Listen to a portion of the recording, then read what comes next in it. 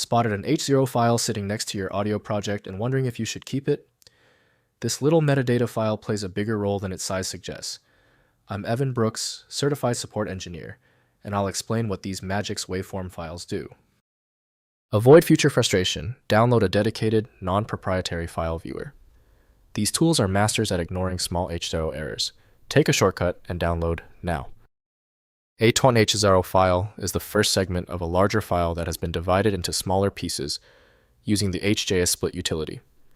Users encounter this file, along with subsequent parts, .h1, .h2, etc., when downloading large files. The primary goal is to use HJSplit to rejoin all parts to restore the original file. The .h0 file is a raw binary chunk of the original file. The HJSplit program doesn't add complex headers or compression. It simply performs a byte-level split at a user-defined size. This design prioritizes simplicity and speed, ensuring that rejoining the files in order perfectly reconstructs the original data. The application responsible for generating the H0 file is typically HJSplit by freebyte.com. Windows can read the file name, but the internal archive contents require specialized extraction.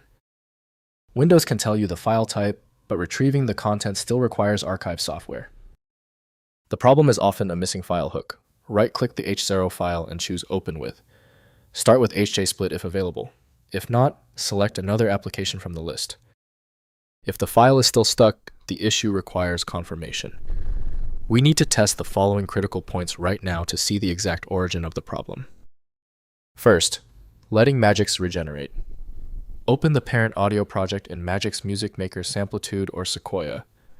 The application automatically detects missing or outdated H0 files and regenerates them in the background. No manual action is required if the original audio file remains in its expected location. Next, keeping files together. H0 files must remain in the same folder as their associated audio file to function correctly. When moving or backing up MAGIX projects, always include the H0 sidecar files alongside the WAV or other audio files to preserve fast waveform loading performance. Finally, safe deletion practices. H0 files are safe to delete since MAGIX applications recreate them as needed.